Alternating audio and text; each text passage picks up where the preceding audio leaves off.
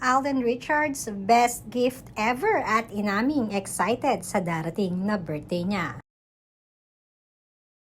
Marahil ay tapos na nga ang hype ng pinagkaguluhan at pinag-usapan ng Movie of the Year na Hello Love Again.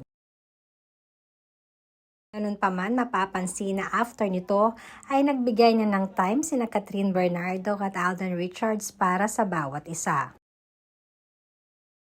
Si Kathryn naman ay naging busy na sinusulit ang kanyang bakasyon with friends at nakipag-bonding sa mga kaibigan na matagal nang hindi nakakasama dahil sa sobrang hectic ng kanyang mga naging schedule.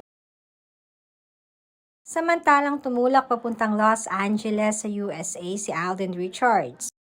Nitong nakaraang araw ay tinapos ng ito ang promotion ng Pulang Araw at ang mga ilan na charities na palagi niyang ginagawa ni Alden every year.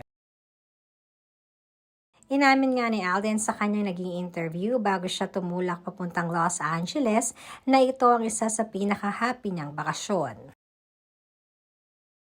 Dahil bukod sa holiday season ay palagi di umano niyang nilulook forward ang pag-spend na kanyang time sa mga taong mahal niya. Alam naman natin na isa sa mga kapatid ni Alden ay nasa Los Angeles na matagal at bihira lamang niya itong makasama.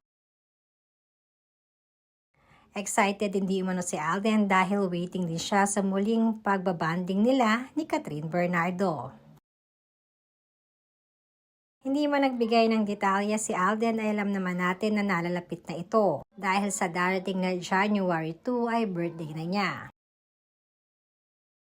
Kaya madami din na nag-aabang kung tototohanin nga ba ni Kathryn Bernardo ang mga sinabi niya noon kay Alden na next year, sa January ay babalik siya sa Los Angeles para mag-spend ng time with Alden Richards.